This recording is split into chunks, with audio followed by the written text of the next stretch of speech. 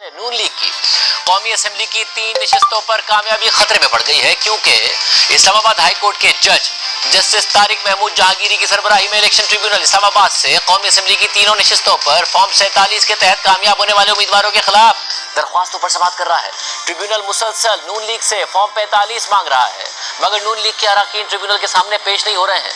उन हलकों से इलेक्शन कमीशन के रिटर्निंग अफसरान भी ट्रिब्यूनल के सामने पेश नहीं हो रहे हैं। और अब ट्रिब्यूनल की जानिब से हतमी वार्निंग के बाद नून लीग से ताल्लुक रखने वाले तीनों अरकान डॉक्टर तारिक फजल चौधरी, अंजुम अकील और राजा खुर्रम नवाज ने इलेक्शन ट्रिब्यूनल की तब्दीली की दरख्वास्त इलेक्शन कमीशन में दायर कर दी है, जिसमें तीनों अरकान ने इलेक्शन ट्रिब्यूनल पर अदम एतमाद किया है और दरख्वास्त की है कि खदशा है कि इंसाफ नहीं मिलेगा, क्योंकि मौजूदा ट्रिब्यूनल से मुतमईन नहीं है।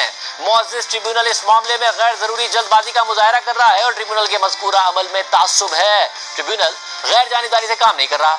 आइन का आर्टिकल 4, जो कि किसी भी फर्द का बुनियादी हक है, उसके मुताबिक उसके साथ मामला किया जाए। 29 मई को इलेक्शन ट्रिब्यूनल ने समाअत के दौरान नून लीग के डॉक्टर तारिक फजल चौधरी को आखिरी और हतमी मौका दिया।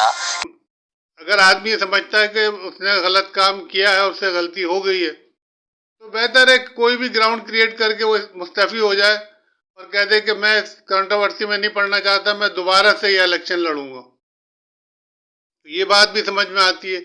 इससे लोगों के कद बड़े हो जाते हैं, छोटे छोटे लोग बहुत बड़े आदमी बन जाते हैं अगर इन बातों को गौर करें। क्योंकि वजह यह है कि इन चीज़ों से फिर पब्लिक के अंदर एक इमेज बनता है, या तो इमेज खराब हो जाता है या इमेज बन जाता है। अगर इमेज बनता है तो फिर उनकी सियासत जो है उनकी नस्लों तक को आगे लेके जाती है, और अगर इमेज खराब हो जाता है तो उनका चैप्टर क्लोज हो जाता है। अब वो वक्त नहीं है कि आप किसी को बहुत ज़्यादा धोखा दे सकें, बहुत ज़्यादा उससे गलत बयानी कर सकें, क्योंकि अब सोशल मीडिया का ज़माना है, हर चीज़ ब्लैक एंड वाइट की तरह सामने आ जाती है।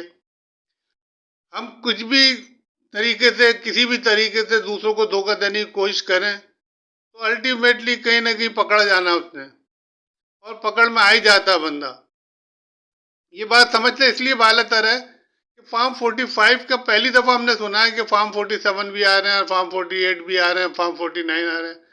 फॉर्म 45 का मतलब ही ये होता है कि आप सीधा सीधा सा जो है वो एक इलेक्शन का रिजल्ट अनाउंस कर रहे हैं, जो हॉल में बैठे हुए हर पार्टी के हर नुमाइंदे को एक ही पिक्चर के साथ, एक ही फिगर के साथ दिया जाता है, ताकि किसी को कोई शक ना रहे, और सब जो भी नुमाइंदे होते हैं सब अपने अपने दस्तखत करते हैं। तो उसके बाद तो फिर गुंजाइश रहती नहीं है गलती की, वो तो सिर्फ आगे फाइनल रिजल्ट को कंपाइल करने के लिए आगे भेजा जाता है, वरना रिजल्ट तो एक्चुअली हर पोलिंग स्टेशन का वो सामने आ चुका होता है।